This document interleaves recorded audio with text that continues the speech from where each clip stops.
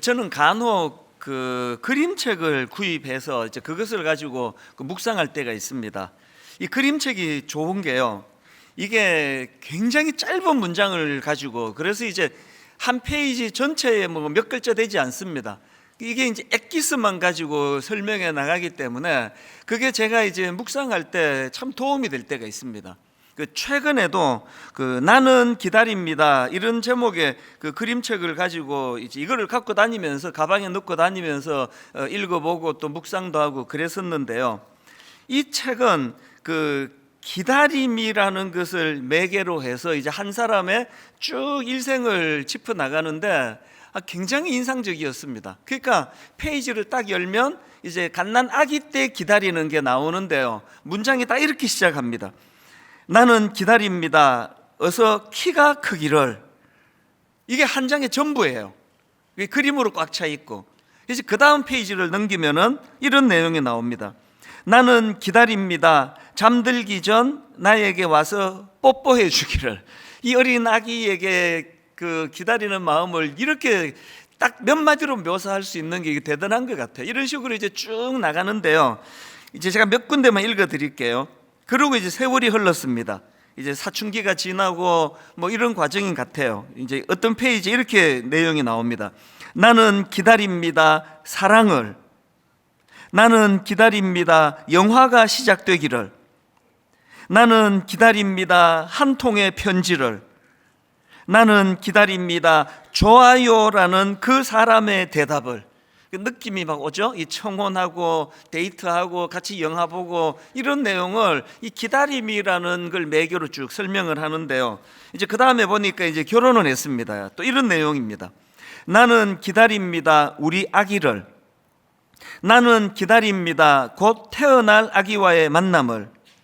나는 기다립니다. 아이들이 자라나기를. 아기를 기다리고 또 임신을 하고 태중에서 아기를 위하여 축복하고 기도하고 아기가 이 땅에 태어나고 그 아이가 잘 자라고, 이 모든 걸 기다림이라는 걸 쭉 설명하는 거거든요. 그리고 이제 또 세월이 좀 흘렀습니다. 이번에는 아내가 아픈 것 같아요. 나는 기다립니다. 괜찮습니다라는 의사의 말을. 나는 기다립니다. 이 사람이 더 이상 아프지 않기를. 이렇게 이제 쭉 한 인생을 기다립니다라는 것을 매개로 설명을 하고요, 맨 마지막 이렇게 끝이 납니다. 나는 기다립니다. 다시 봄이 오기를. 연세 드신 어른들에게 있어서의 소망과 기다림을 이렇게 함축적으로 설명해 놓은 게 되게 마음에, 이 대단하다 그런 생각을 했거든요. 제가 이런 식으로 이제 이 기다림을 매개로 해서 한 인생을 연결 지어가는 이 그림책을 여러 번 들여다보면서, 맞다, 인생은 다른 말로 요약하라면 기다림의 연속 아닙니까? 뭐 지난 시간을 돌아보면은 크고 작은 기다림, 식당 가서 뭘 주문해 놓고 그 밥을 기다리는 이런 아주 사소한 것부터 시작해가지고 결혼을 앞두고 내내 기다리고 이런 기다림의 연속을 잘 설명했는데요, 제가 최근에 왜 이 그림책을 가지고 묵상을 했느냐 하니까, 이제 오늘부터 다시 이제 이 아브라함에 대해 살펴보러 가는데요, 오늘은 아브라함의 아내 사라가 주인공입니다. 이 아브라함의 아내 사라가 이 기다림과 관련해서 어려움을 겪고 있는 게 오늘 살펴볼 본문 내용이기 때문에 그렇습니다. 여러분이 아시지만 창세기 12장에서 하나님께서 아브라함을 부르실 때에 약속을 주시지 않습니까? 아들을 주겠다, 이 약속을 주셨는데, 이때 약속을 받을 때 아브라함의 나이가 75세였는데요 100세 때 그 약속이 응답이 이루어집니다. 25년의 긴 세월 동안 너무나 어떨 때는 고통스럽고 어떨 때는 기대감에 벅차고, 그러면서 아브라함과 그 아내 사라 부부의 인생은 이 기다림의 연속이었다, 이렇게 말씀을 드려도 과언이 아닌데요, 지금 오늘 본문은 하나님께서 아들을 주시겠다고 약속하신 지 24년째 되는 때, 이걸 배경으로 하고 있습니다. 지칠만 하지 않습니까? 여러분 혹시 이런 말 들어보셨습니까? 동트기 전 새벽이 가장 어둡다.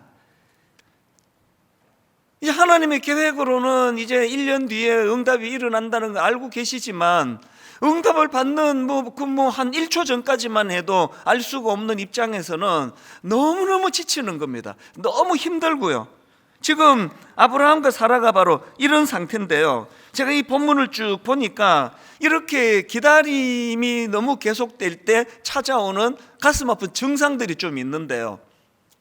사라는 이 하나님의 약속하심을 온전히 신뢰하지 못하는 것 때문에 이 기다림이 실패한 사람입니다. 그랬더니 자존감이 낮아지는 거예요. 이게 다 뭐냐고 이게 오늘 본문에서 곳곳에서 묻어나는 느낌인데, 자, 오늘 창세기 18장 10절을 보시겠습니까? 이 10절에 보면은 하나님께서 그 기다림이 지쳐있는 사라를 찾아가 주세요. 그리고 그를 만나 주시는데요, 그 내용을 담은 10절입니다. 그가 이르시되 내년 이맘때 내가 반드시 내게로 돌아오리니 내 아내 사라에게 아들이 있으리라 하시니 사라가 그 뒤 장막문에서 들었더라. 지금 하나님이 사라에게 나타나셨는데 사라는 지금 하나님 앞에 나서지도 못하는 상황입니다. 또 그런가 하면은 이제 12절에도 보면은요, 하나님께서 아들 주시겠다는 약속을 다시 한번 그렇게 확인해 주시는데 사라가 그 하나님의 약속의 말씀을 어떻게 반응하는가 보니까 12절입니다. 사라가 속으로 웃고 이르되 내가 노쇠하였고 내 주인도 늙었으니 내게 무슨 즐거움이 있으리요. 이 자기 자신에 대한 낮은 자존감이 막 느껴지잖아요.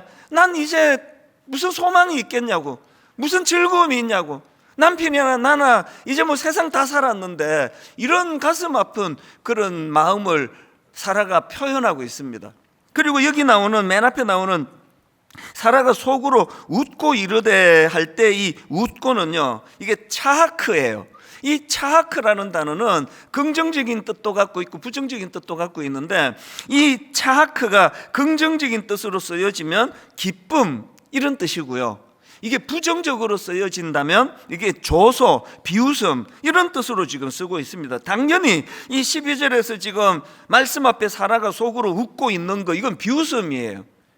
지금 누가 진지하게 말하는데 이거를 접수를 잘 안 해준다는 생각을 해보세요. 이 비웃음, 이런 거. 오늘 너무 묘사를 잘한 것 같아요. 이야기하고 있는데 지금 뒤에서 이런 상태, 이게 지금 12절에 이 사라의 마음의 상태입니다. 이 차하크라는 단어가 부정적으로 쓰인 곳이 한 군데 더 있습니다. 그게 창세기 19장 14절인데요 롯이 나가서 그 딸들과 결혼할 사위들에게 말하여 이르기를 여호와께서 이 성을 멸하실 터이니 너희는 일어나 이곳에서 떠나라 하되 그의 사위들은 농담으로 여겼더라. 이 농담이 차하크예요. 그 뉘앙스가 비슷한 거 아닙니까? 지금 장인은 이 성이 곧 멸망할 테니까 빨리 도망가야 된다, 진지하게 그렇게 지금 권면하고 있는데 사위들이 그 말을 농담으로 들어버리는 거예요. 차하크.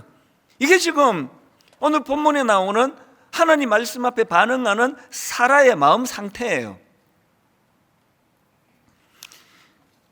아니, 그럼 사라는 왜 하나님께서 주시는 이 약속의 말씀에 대해 이렇게 부정적으로 그것을 반응하는가? 왜 비웃어버리느냐? 대답 간단합니다. 지금 하나님이 너무 오래 기다리게 하셨고요, 그리고 또 이 아브라함과 사라 부부 입장에서 자기들이 아이를 갖기 위하여 할 수 있는 모든 노력은 다 한 상태예요. 여러분 그거 아시죠? 그 대리모 사건이라고요. 이제 이 사라가 기다리다가 안 되니까 무슨 꼼수를 씁니까? 자기 여종 하갈을 남편에 줘서 그렇게라도 아들을 얻겠다라고 할 정도로 그렇게 사라가 자기 나름대로는 좋지 않은 방식까지 동원해서 아이를 얻기 원했습니다. 그래서 아브라함이 이제 이 아들이 이게 하나님이 약속하신 그 아들인가 보다 그렇게 믿고 그 아이를 잘 키우고 있는데, 하나님께서 수년이 있다가 하나님께서 나타나셔가지고는 그 아들은 약속의 아들 아니다, 그 잘못된 방법이다 이래버리니까 이 얼마나 지치겠냐고요. 이런 식으로 아브라함과 사라가 자기들이 할 수 있는 모든 방법은 다 동원했지만 그게 오히려 덧나가지고 자기 종에게서, 그 하갈이라는 여종에게서 업신여김을 당하는 수모도 당하고 이러다 보니까 이제 그 기다림을 실패하면 그 사람에게 자존감이 낮아지는 증상이 나타나더라. 제가 본문을 보면서 느낀 느낌이거든요. 오늘 본문에 보면은 아까도 봤지만 사라는 지금 자존감이 굉장히 낮아져 있습니다. 하나님의 어떤 약속의 말씀도 이게 희망으로 들려지지가 않는 거예요. 내게 무슨 즐거움이 있다고. 이게 참 마음 아픈 거 아닙니까? 여러분, 이렇게 하나님의 약속의 말씀이 기다림에 실패하면요, 우리 인생이 초라해지기 쉽고, 우리 인생이 초라해지는 걸 방치해 놓으면 하나님의 말씀이 그냥 막혀버려요. 날 뚫고 들어오지를 못해요. 비웃어 버리는 거예요. 제가 오늘 이 설교를 열심히 전하고 나면은 이제 이따가 찬양 부를 때 어떤 분은 막 격하게 반응해요. 말씀이 자기를 통과한 거예요. 그래서 막 손을 들고 찬양하고 눈물을 흘리며 찬양하고, 예배 끝나면 화장실에 가서 막 눈물을 흘리고 이런 반응을 보이는가 하면, 또 어떤 분들의 반응은 너무 잘 알아요. 그 말씀이 들어가질 않아요. 튕겨져 나오는 거예요. 아이고, 또 저 목사는 또 뭐 뻔한 소리 하고 앉았네. 서서 하고 있거든요. 제가 말씀이 터치가 안 돼요. 비웃어 버리는 거예요. 뭐 교회 가면 맨날 저런 소리 하는 것이 뭐. 이런 상황을 쭉 이제 사라를 보면서 제가 참 마음 아프게 생각하는데요. 그런데 여러분, 성경에 보면은 이런 부정적인 사라와 전혀 다른, 너무나 이 하나님의 기다림이 더디 오는 것에 대하여서도 거기서 희망을 찾는 사람을 저는 알고 있는데요. 신약에 나오는 시므온이라는 할아버지입니다. 저는 12월이 되고 크리스마스가 가까워오면 이 시므온 생각이 자주 납니다. 자, 누가복음 2장에 이 시므온에 대한 내용이 나옵니다. 25절부터 보십시오. 예루살렘에 시므온이라는 사람이 있으니 이 사람은 의롭고 경건하여 이스라엘의 위로를 기다리는 자라. 성령이 그 위에 계시더라. 그가 왜 이제 메시아 다시 오실 그 주님을 기다리고 있었나 보니까 26절입니다. 그가 주의 그리스도를 보기 전에는 죽지 아니하리라는 성령의 지시를 받았더니, 이걸 우리식으로 조금 더 의역해서 설명을 하자면, 성령님이 뭘 약속했습니까? 네 생애에 메시아를 보게 될 것이다. 이 약속을 받았단 말이에요. 그러니까 지금 본문에 나오는 아브라함의 아내 사라하고 여기 나오는 시므온 할아버지하고 공통점이 있는데, 하나님의 그 기다림의 약속을 받은 거예요. 그리고 또 공통점이 뭡니까? 둘 다 응답이 막 너무 늦는 거예요. 그래서 이 사라하고 시므온의 공통점이 둘 다 늙어버렸어요. 겉으로 보기에 굉장히 뭐 갖춘 것도 별로 없는 그 초라한 인생이 돼버렸는데요. 여기에서 결정적인 차이가 나타나는 게 뭐냐? 시므온은 비록 겉은 나이가 들고 초라해지고 그것 때문에 갖춘 게 별로 없는 존재라 하더라도, 시므온은 한 번도 그것 때문에 자기가 초라해진 적이 없습니다. 약속의 말씀을 기다리는 것 때문에. 물론 사라도요, 나중에 그 자격을 잃은 자에게도 주시는 하나님의 은혜가 임했기 때문에 나중에는 사라도 응답을 받는 기쁨을 누렸고 시므온도 같이 누렸지만, 제가 발견한 거, 과정에서는 차이가 많이 나는 겁니다. 여기 지금 예수 그리스도를 영접하고 하나님의 자녀가 된 사람, 그 마지막 결과는 다 똑같습니다. 차이 안 납니다. 믿음 더 좋은 거, 믿음 좀 약한 거 차이 없습니다. 주님은 다 우리를 구원해 주시거든요. 그런데 똑같이 예수를 믿어도 과정에서 삶의 차이는 너무 많이 차이가 나더라는 거예요. 여러분, 저와 여러분 모두가 다 이런 하나님의 약속을 기다리는 사람들 아닙니까? 그러면 우리 앞에 두 갈래 길이 있는 거거든요. 하나는 사라가 걸어갔던 길이에요. 그 더디 오는 응답 때문에 늘 우울하고 자기 자신의 자존감이 낮고, 나는 응답을 못 받았다, 그런데 나한테 즐거운 게 하나도 없다, 그렇게 우울한 길이 있고요. 시므온처럼 응답이 안 되는 그게 오히려 이분의 비전이에요. 하나님의 기다리라고 하신 약속은 반드시 응답이 된다. 그래서 연세가 드신 어른들, 나는 나이가 좀 많이 들었지만 내 생애에 가장 좋은 건 아직 안 왔다. 이게 얼마나 놀라운 희망입니까? 저는 분당 우리 교회가 젊은 청년이 많이 모이는 교회라는 거 되게 감사합니다. 그리고 청년들이 꿈을 갖고 달려가는 그런 많은 청년들을 보면서 얼마나 제가 하나님께 감사합니다. 그러나 저는 또한 이제 이 가정을 위하여, 교회를 위하여 이런저런 맡겨진 일 때문에 충성을 다하시고 연세가 드신 우리 어른들이 이 교회에 저는 많기를 바랍니다. 우리 어른들이 이 교회에서 꿈꾸기를 바랍니다. 시므온처럼 아직 응답되지 않은 그 어떤 것을 놓고 오히려 이것이 내게 희망이다, 내 인생에 가장 좋은 것은 오지 않았다, 이렇게 감격하며 기다리는 시므온의 길로 나아가는 어른들이 많이 모인 교회가 되기를 바랍니다. 이게 사라와 시므온의 결정적인 차이라는 겁니다.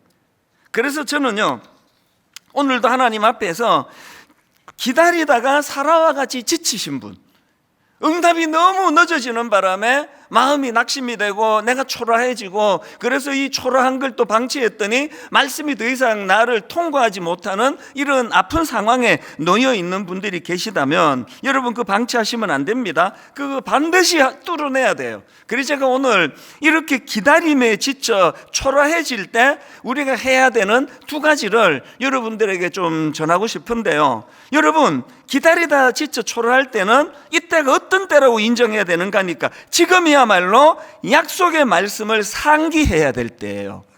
왜 이런 생각을 제가 하게 됐냐 하니까 하나님께서 낙심한 사라를 찾아주시잖아요. 그게 본문 9절입니다.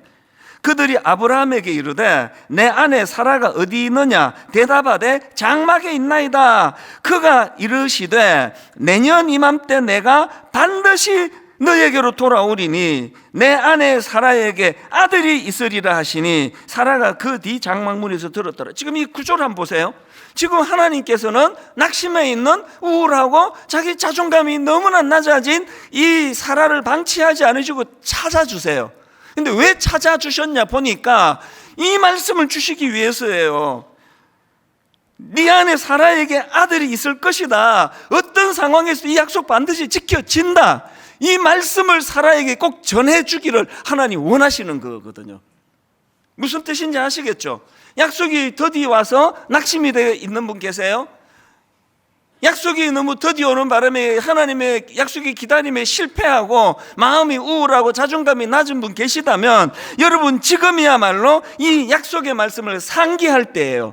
그 말씀을 더 가까이 붙잡을 때입니다. 하나님의 이 약속의 말씀, 사실 여러분, 이 말씀은 사라 입장에서는요, 이게 뭐 그냥 이게 한두 번 하신 말씀이 아니잖아요. 수없이 반복해서 주신 말씀이거든요.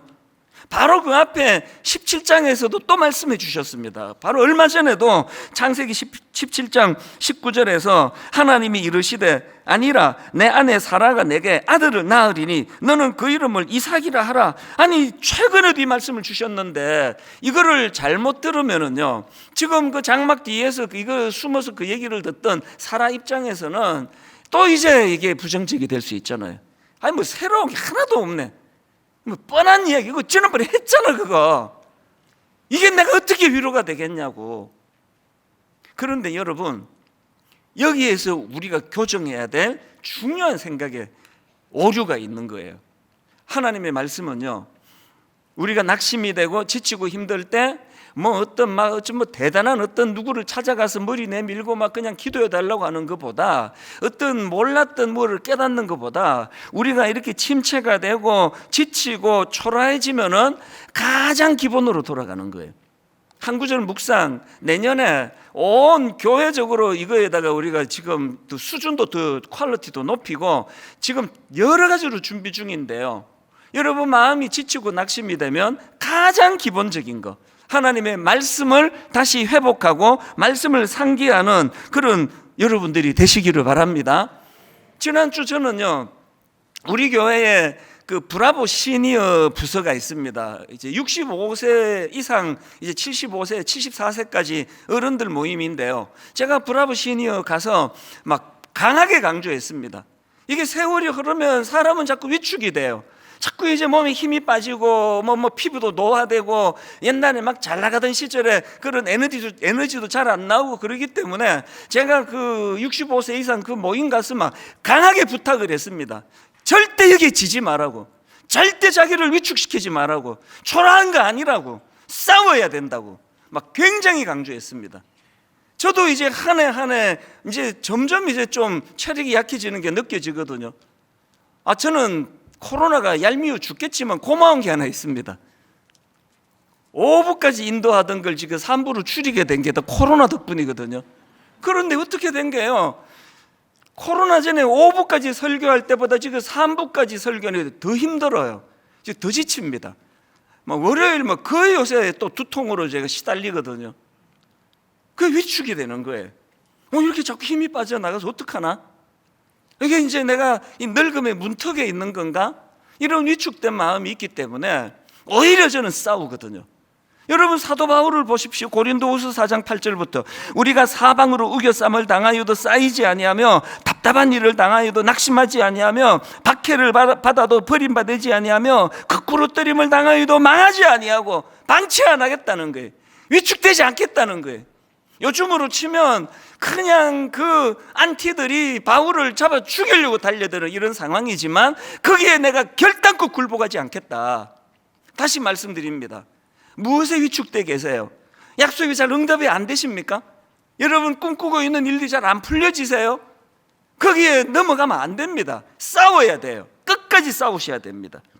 그래서 저는요, 이 사라와 같이 삶의 위기가 오고 또 우울하고 어두워지면 저는 누가복음 5장 5절을 좀 상기하셨으면 좋겠습니다.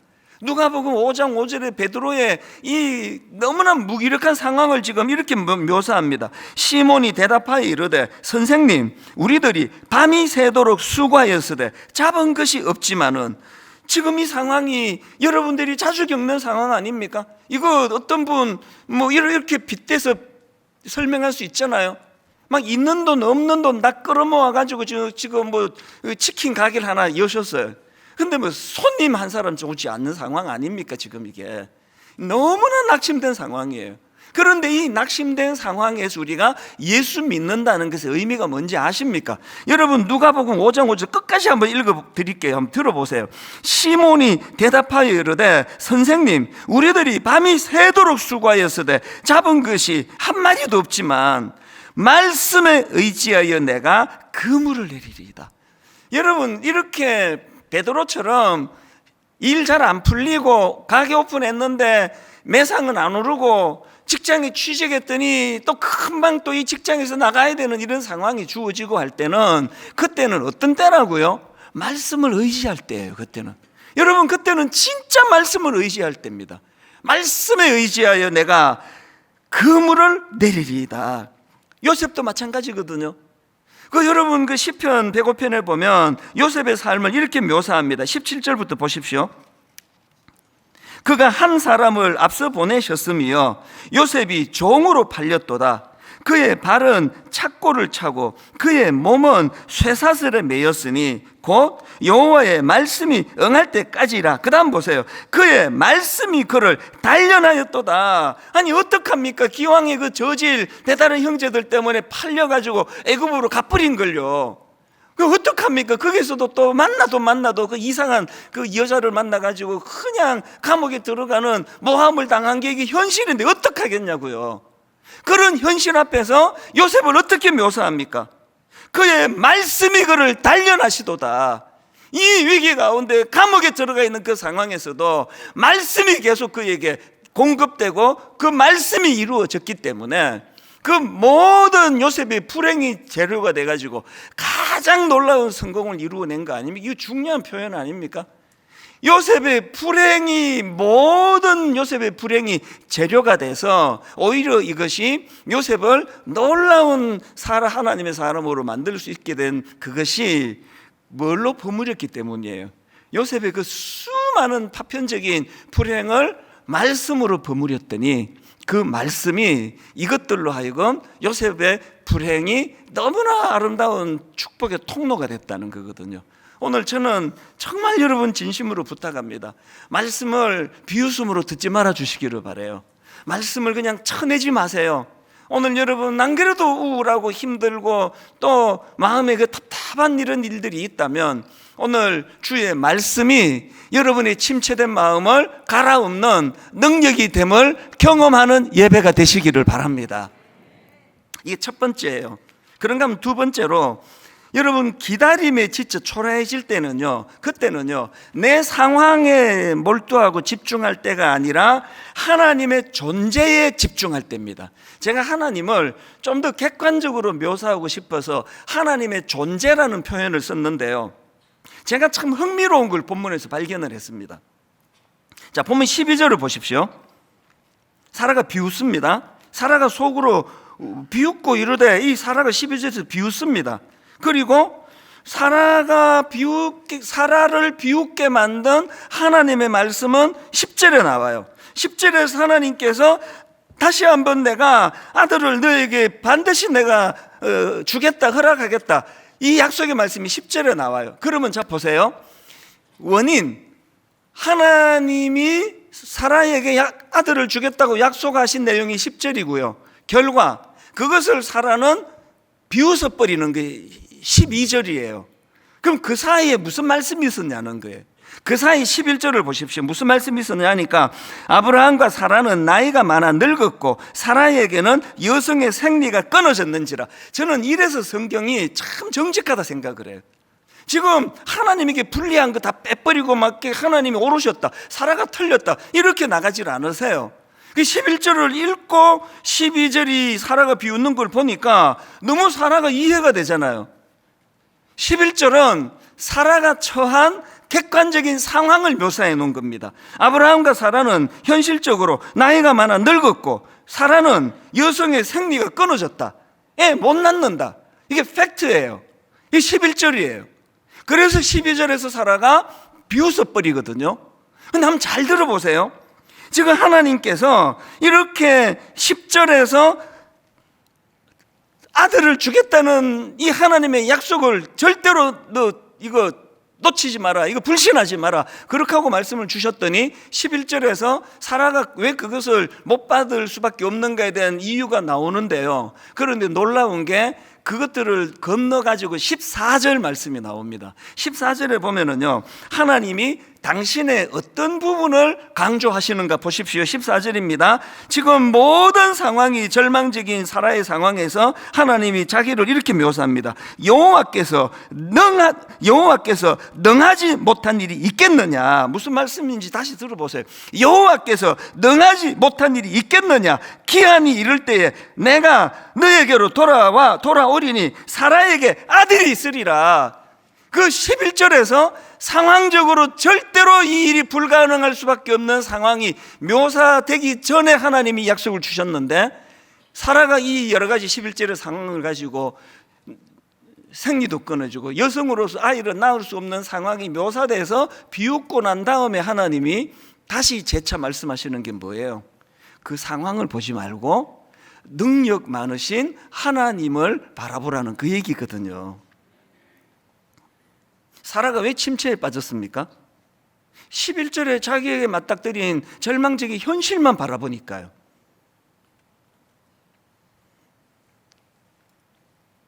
최근에 제가 아주 재밌는 기사를 하나 봤는데요, 이 뇌과학 이야기예요. 기사도 보고 또 동영상으로도 보면서 굉장히 흥미롭게 본 게 있는데, 여러분 혹시 이런 말 들어보셨습니까? 천장이 높아지면 창의력도 높아진다. 이런 말 들어보셨습니까? 천장이 높아지면 창의력도 높아진다. 그래서 아이들 창의력을 높이려면 집 천장을 더 높여라. 우리나라는 거의 다 지금 아파트 아닙니까? 우리나라 아파트는요, 이 높이가 거의 대부분 2.3m예요. 거의 규격입니다. 2.3m인데요. 이 과학자들이 이제 실험을 했더니 이 천장의 높이가 30cm씩 높아질 때마다 창의력도 2배씩 높아진다는 그런 연구예요. 연구한 학자들의 이 전문가들 이야기 한번 들어보십시오. 사람들은 공간이 어떤 형태를 지니고 있는가에 따라 생각과 행동에 영향을 많이 받습니다. 낮은 천장에서는 우리가 공간을 좁게 해석하는 반면 천장이 높으면 우리는 훨씬 더 넓게 공간을 해석하고 사고를 확장합니다. 이 천장의 높이와 창의력의 함수 관계를 연구했던 전문가가 미국의 존스 소크 박사인데요. 이 존스 소크 박사는 이 연구 끝에 이분이 연구소를 세울 때 천장 높이를 70cm를 높여서 3m로 그렇게 만든다는 겁니다. 이분이 시시한 분이 아니에요. 이 소크 연구소에서 지금까지 노벨상 수상자 5명이나 배출이 됐대요. 이분이 지금 그걸 연구하고 있는 거거든요. 그리고 미국의 미네소타 대학교의 조안 마이어스 레비 교수 팀에서도 천장의 높이가 인지사고 능력에 영향을 끼칠 수 있다, 이거를 연구하고 증명해낸 팀이에요. 그래서 우리나라에서도 지금 전문가들이 지금 실험으로 이거를 증명하고 있다, 이런 내용을 다루고 있는 기사였는데요. 제가 이거를 보고 확 떠오른 하나님 말씀이 하나 있었습니다. 하나님께서 아브라함에게 기다림의 꿈을 부어주시고 하나님이 아브라함에게 요구하신 창세기 13장 14절이요. 롯이 아브라함을 떠난 후 여호와께서 아브라함에게 이르시되 너는 눈을 들어 너 있는 곳에서 북쪽과 남쪽 그리고 동쪽과 서쪽을 바라보라. 보이는 땅을 내가 너와 내 자손에게 주리니 영원히 이르리라. 여러분, 제가 그 기사를 보면서 하나님의 창조 원리가 이런 거구나. 천장이 높아야 아이들이 창의력이 자라간다고 한다면, 오늘 우리가 이 아이들을 대학 보내느니 어쩌니 그러면서 계속 지금 낮은 천장 아래로 이 아이들의 생각을 집중하게 만드는 어리석음을 부모들이 범하고 있다는 거거든요. 당장에 이 아이가 무슨 대학을 가느냐보다 더 중요한 건 넓은 천장에서 좁은 폭으로 바라보지 아니하고 폭넓은 시선을 가지고 큰 시야를 가지고 창의력을 가지고 살아가는, 이게 여러분 아시죠? 미국에서 그냥 유명하다, 성공했다면은 다 창업을 다 차고에서 했더라고요. 차고에서. 거의 대부분이 다 차고에서, 스티브 잡스를 포함해가지고. 그리고 이런 사람들의 꽤 많은 분들이 대학 중퇴해요. 하버드 다니다가 안 가. 왜? 뭘 발견했습니까? 이런 걸로 자기 인생이 결정되는 게 아니라, 상징적으로 말씀드리면 창문 높이로 창의력이 결정이 된다는 거예요. 예수 믿는 게 뭔지 아십니까? 몸은 2.3m에 그렇게 아파트에 살 수밖에 없지만 영은, 기도가 왜 중요합니까? 새벽에 제가 묵상을 왜 3시간 4시간씩 합니까? 그 시간은요, 창문 높이와 상관없이 살아계신 하나님의 위대한 높이까지 올라가는 시간이 저의 새벽인 줄 믿으시기를 바랍니다. 여러분, 우리가요 자꾸 거기에 지금 사라가 12절에 갇혀있는 11절에 갇혀있는, 나는 경수도 끊어졌다, 나 애 못 낳는다, 나한테 뭔 즐거운 일이 있겠냐고. 하나님의 어떤 말씀이 선포돼도 말씀이 다 튕겨져 나와요. 이 말씀 듣고 어떤 사람은 평생의 꿈을 가지고 달려가는 그 시간에, 지금 이 시간에 어떤 분은요, 아이씨 오늘의 설교 왜 이렇게 길지? 저 사람 왜 이렇게 흥분하는 거야? 말씀이 튕겨져 나오는 분이 계세요. 그런 사람들에게 오늘 사라에게 주신 24절 말씀이 똑같이 전달되면 좋겠습니다. 여호와께 능하지 못한 일이 있겠느냐? 11절에 갇혀있는 사람들, 아브라함과 사라는 나이가 많아 늙었고 사라에게는 여성의 생리가 끊어졌는지라. 그래서 하나님이 14절에서 그걸 누가 모르냐, 그걸 네가 그 정도로 지금 나이가 들고 생리가 끊어지고 애를 낳을 수 없다는 걸 내가 그것도 모르고 얘기하겠냐고. 너의 그 모든 상황을 내가 다 알고 있다고. 다. 왜 11절에서 도대체 갇혀가지고 넌 어떻게 인생의 진도가 안 나가느냐고. 그게 14절이에요. 여호와께 능하지 못한 일이 있겠느냐? 1만 성도 파송 운동을 선언하고 지난 10년은요 바로 나 자신의 한계, 절대로 1만 성도는 불가능하다고 말하는 수많은 사람들의 11절하고 새벽에 하나님 앞에 꿈만 꾸면은 여호와께 능하지 못한 일이 있겠느냐, 그 사람의 말 듣고 자꾸 영향 받을래는 정말 이 사이에서 왔다 갔다 한 거예요. 그 저의 지난 10년은요 뭐 그냥 냉탕과 온탕을 뭐 왔다 갔다 한 건데요. 오늘 여러분 이 결과를 말씀드릴 수 있게 돼서 저는 너무 감사합니다. 4월 달에 29교회가 파송이 됐고요. 너무나 감사하게도 6개월 만에 29교회 모든 교회가 다 자립하게 된 거 보고를 드립니다. 제가 믿음이 없어가지고 그 담임 목사가 자꾸 여기서 얼쩡거리면 이게 또 파송받아 가는데 결심에 지장이 될까봐 하나님께 또 어설픈 약속을 드렸잖아요. 내가 1년 동안 없어져 드리겠다고 강제항신년을 갖고, 그리고 또 분당 우리 교회가 출석 5,000명 이하로 줄지 않으면 내가 책임지고 사임하겠다고, 이런 사실은 절박하면서 나온 약속이었는데요. 놀랍게도 제가 안식년을 안 갔잖아요. 지금 갈 수 없어요. 분당 우리 교회 수습해야 돼요. 내년에도 제가 안식년 못합니다. 저는 해야 되는 상황인데 지금 좀 지쳐있기 때문에, 그래서 안식년 내년에도 못 가져요. 그런데 놀랍게도 29교회가 다 자립을 했습니다. 그리고 오늘 보고 드리는데요, 하나님 앞에서 지난 9월 중순부터 지난주 11월 마지막 주까지 이제 출석 조사를 했거든요. 5,000명 이하로 줄지 않으면 제가 사임해야 되는 굉장히 저로서는 참 중요한 시간을 보냈는데, 감사하게도요 지난 11주 동안 출석률 조사를 했더니 평균 출석이 3,975명이에요. 그래서 하나님이 네가 여기서 더 섬기고 일해야 되겠다, 그 명을 지난주 받은 거예요. 지난주 한 주간 얼마나 마음에 비장함이 생겼는지 아십니까? 이제 여러분 저하고요, 제 남은 기간 동안에 이제 창세기 18장 11절에서 벗어나셔야 돼요. 맨날 우리 약점만들 추어내고 애를 낳을 수 없는 뭐 이유나 들 추어내고 그 11절에서 나오셔서 14절로 옮겨가셔야 됩니다. 14절로 가셔야 돼요. 14절, 여호와께서 능하지 못한 일이 있겠느냐? 한 가지 말씀만 드리고 결론을 맺으려고 하는데요, 이제 창세기 21장에 보면은 결국은 하나님의 말씀대로 사라가 아들을 낳습니다. 그 이름을 이삭이라고 짓는데 이름 뜻이 웃음이에요. 그리고는 창세기 21장 6절, 사라가 이르되 하나님이 나를 웃게 하시니 듣는 자가 다 나와 함께 웃으리로다. 놀랍게도 차하크를 2번이나 반복하는데 다 눈치채셨겠지만 여기에서 차하크는 비웃음이 아니에요. 여기서 차하크는 하나님이 주시는 말씀 앞에, 그 은혜 앞에 가슴 벅찬 감격으로 드리는 차하크예요. 결론을 이렇게 맺습니다. 오늘 설교 제목을 이렇게 잡았는데요, 기어이 비웃는 사라를 웃게 만드시는 하나님이에요. 우울하고 자기는 초라하고 누구든지 자기에게 호의를 갖는 사람들에게는 비웃음으로 대할 수밖에 없는 사라를 기어이 웃게 만드시는 하나님. 이제 저하고 함께 여기 그 21장 6절 읽고 마칠게요. 사라가 이르되 하나님이 나를 웃게 하시니 듣는 자가 다 뭐라고요? 나와 함께 웃으리로다. 공동체로 주셨어요.